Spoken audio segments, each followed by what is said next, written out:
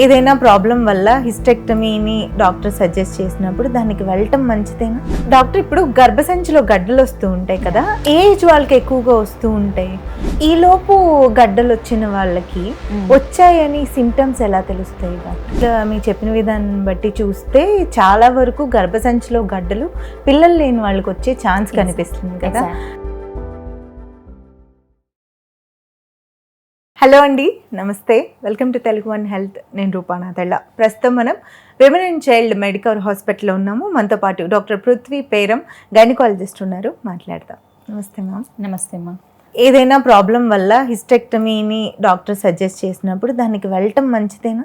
ఒకవేళ అది చేయించుకున్న మహిళలు ఫేస్ చేసే సమస్యల గురించి చెప్తారా? జనరల్గా రూపా ఇక్కడ ఏంటి అంటే హిస్టెక్టమీ అనేది గర్భాశయంని తీసేస్తాము. అండ్ ఇవాల్టి మన ప్రాక్టీస్లో ఈవెన్ గర్భాశయంతో పాటు పక్కనున్న ఫెలోపియన్ ట్యూబ్స్ని కూడా తీసేస్తున్నాం అనమాట. ఓవరీస్ని మాత్రం రిటైన్ చేస్తాము. ఇన్ కేస్ వాళ్ళకి పీరియడ్స్ ఇంకా ముట్లు అవుతున్నాయి, ఇంకా మెనోపాజ్ రీచ్ అవ్వలేదు అంటే మాత్రం అండాశయాలు బాగున్నాయి, ఓవరీస్ బాగున్నాయి అని అంటే వాటిని అలా వదిలిపెట్టేస్తాం. ఎందుకంటే మనకి ఎప్పుడైనా కానీ ముట్లు ఆగిపోయినాక కూడా దాంట్లో ఉన్న కొంచెము ఈస్ట్రోజన్ అది ఒక 10 years సపోర్ట్ చేస్తుంది. సో వాటిని తీసేయము. ఎప్పుడైతే ఏదైనా కారణం వల్ల అంటే డాక్టర్స్ చాలా ఎక్కువ కంతులు ఉన్నాయి, ఫైబ్రాయిడ్స్ ఎక్కువ ఉన్నాయి, వాళ్ళ ఫ్యామిలీ సైజ్ కంప్లీట్ అయిపోయింది, 40 years అబవ్ ఉన్నారు, లేకపోతే అడినోమయోసిస్ చాలా పెద్దగా ఉంది, మెరినా లాంటి కండిషన్స్ వాళ్ళకి హెల్ప్ అవ్వదు అని అనుకున్నప్పుడు వాళ్ళకి సజెస్ట్ చేస్తారో అప్పుడు హిస్టెక్టమీ చేయించుకోకుండా మానరు, చేయించుకోవాల్సి వస్తుంది. అండ్ అది గుడ్ కూడా. ఓకే, అందరూ. కానీ అది ఎప్పుడైతే 30, 35 లేకపోతే 28 yearsలోనే అది ఇండివిజువలైజ్ చేయాలి. అదేంటిది, అందరికి ఒక బ్లాంక్ స్టేట్మెంట్ అనేది ఉండదు. ఒకవేళ అంత తక్కువ ఏజ్ గ్రూప్లో ఏవైనా వస్తే గడ్డలు కంతులు మాత్రమే తీపించుకునే ఆపరేషన్స్ చేయించుకోవడం కానీ, లేకపోతే దానికి రిలవెంట్గా ఉన్న కన్జర్వేటివ్ ట్రీట్మెంట్ లైక్ ఇప్పుడు మీరేనా అని చెప్పాను, లైక్ హార్మోనల్ కాపర్టీ ఉంటుంది ఒకటి, అది వేయించుకోవడము, అట్లాంటివి చేసుకుంటూ ఉండాలి.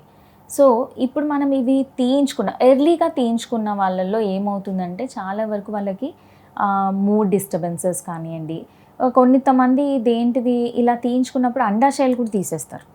అలా తీసేసినప్పుడు వాళ్ళకి బోన్ హెల్త్ వీక్ అయిపోవడం కానీ, లేకపోతే వాళ్ళకి బీపీ, షుగర్ లాంటివి తొందరగా రావడము, ఈవెన్ హార్ట్ మీద కూడా ఇంపాక్ట్ చూపిస్తుంటుంది. కొంతమందికి ఈవెన్ హార్ట్ స్ట్రోక్స్లోకి వెళ్ళడము, ఇట్లాంటి ఇంపాక్ట్స్ జరుగుతూ ఉంటాయి. ఎలాంటి పరిస్థితుల్లో ఈ అండాశయాలు కూడా తీస్తారు?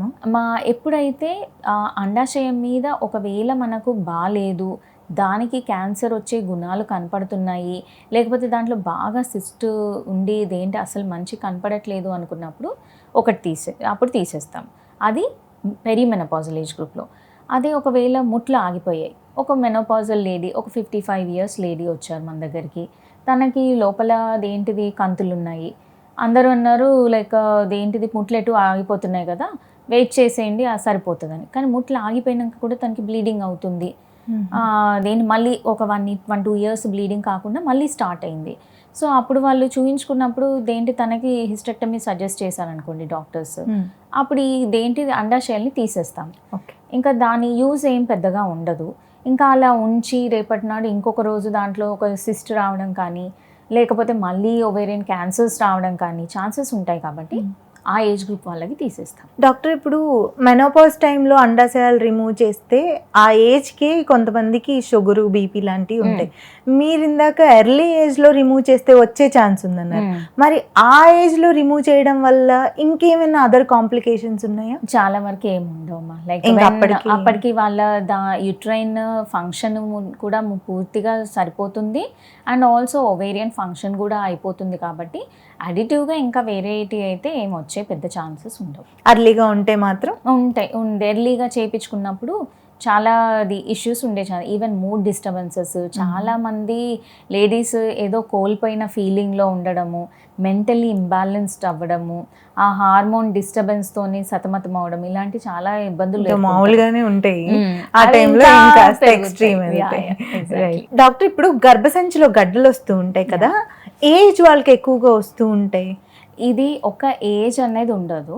బేసిక్గా స్టార్ట్ అయ్యేది పీరియడ్స్తోని స్టార్ట్ అవుతుంది, హార్మోనల్తో చేంజెస్ కాబట్టి. సో దేంటిది మనకు రిప్రొడక్టివ్ ఏజ్ గ్రూప్ అంటామంటే 15 ఇయర్స్ నుండి 45 ఇయర్స్ ఏజ్ గ్రూప్ మధ్యలో ఉన్న వాళ్ళకి మోస్ట్లీ ఇదేంటి గడ్డలు అనేది చూస్తూ ఉంటాం. ఎందుకని 45 లిమిట్?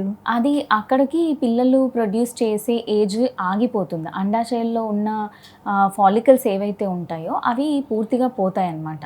అది పోయాక ఇంకా పిల్లలు పుట్టే ఛాన్సెస్ ఉండదు కాబట్టి ఆ హార్మోన్ చేంజెస్ ఫ్లక్చుయేషన్స్ మనం అప్పటి నుండి మాట్లాడుకుంటున్నాం కదా. సో ఆ ఫ్లక్చుయేషన్స్ ఏదైతే ఉందో అది ఆగిపోతుంది. ఎప్పుడైతే అది ఆగిపోతుందో అప్పుడు ఈ కొత్త అదేంటిది కంతులు లాంటి ఫామ్ అయ్యేది స్టాప్ తగ్గుతుంది.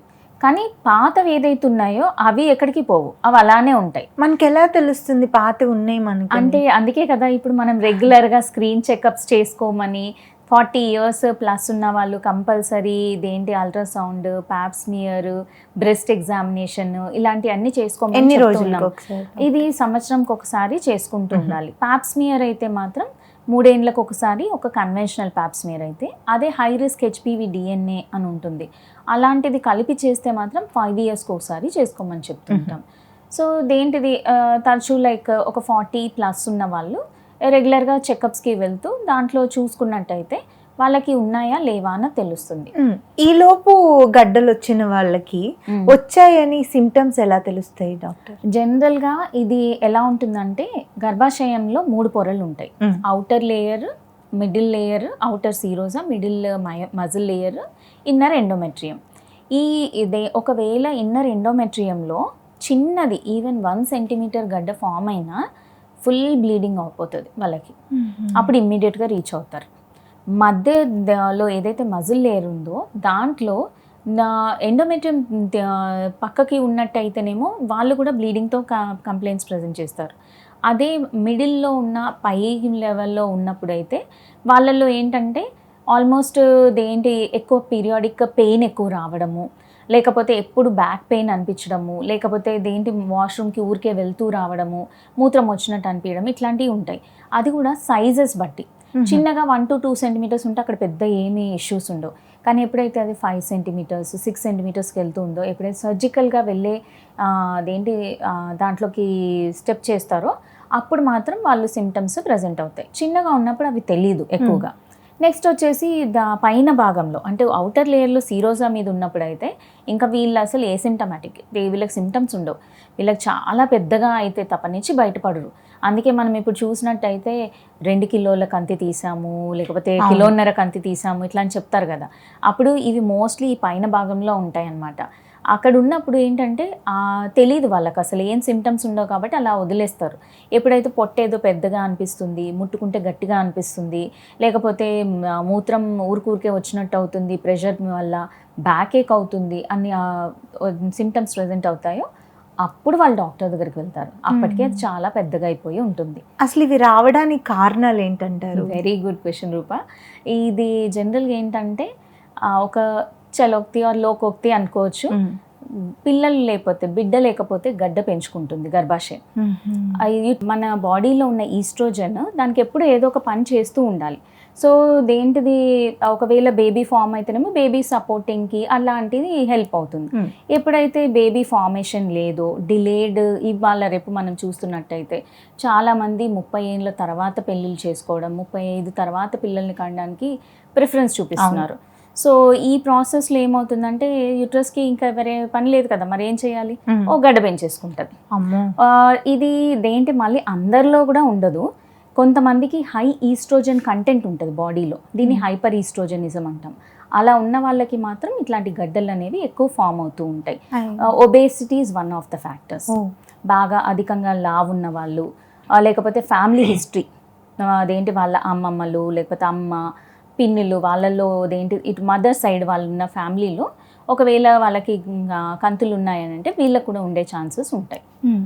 మీరు చెప్పిన విధానం బట్టి చూస్తే చాలా వరకు గర్భసంచిలో గడ్డలు పిల్లలు లేని వాళ్ళకి వచ్చే ఛాన్స్ కనిపిస్తుంది కదా.